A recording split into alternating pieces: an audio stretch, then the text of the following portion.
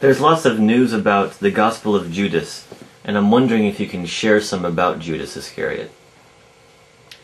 Yes, I know it's been on the news a lot. Judas is often portrayed as a misunderstood character, and besides the Gospel of Judas, there have been other accounts through time that he was actually a good guy, that he was actually the foremost apostle. He was Jesus' trusted one who was entrusted with the hardest job of all.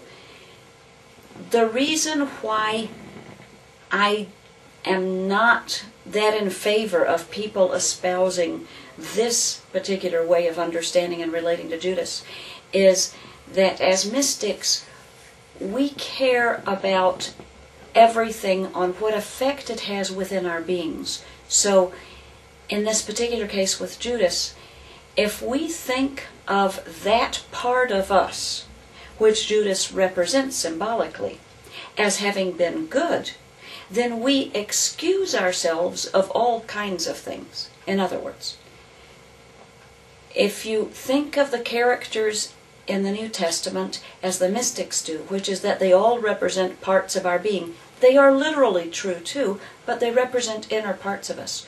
The Judas part is the part of us that betrays the Christ, that wants to manipulate Jesus into being an earthly king and refuses to recognize his divinity, and therefore tries to manipulate and eventually betrays the Christ. We have these negative parts in us. If we dress them up and call them positive, there is no hope for transforming those parts. It is therefore crucial that we call what is dark within ourselves dark, and that we don't try to say, no, actually it's good because it's helping me in some way. And Judas also wanted to do that. He wanted to be seen as being good because he was helping. So we care about what happens to us inside when we take a story like that and understand it in a certain way.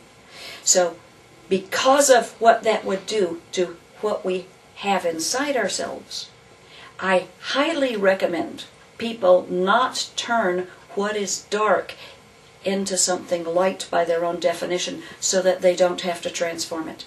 That will be problematic for them for a long time.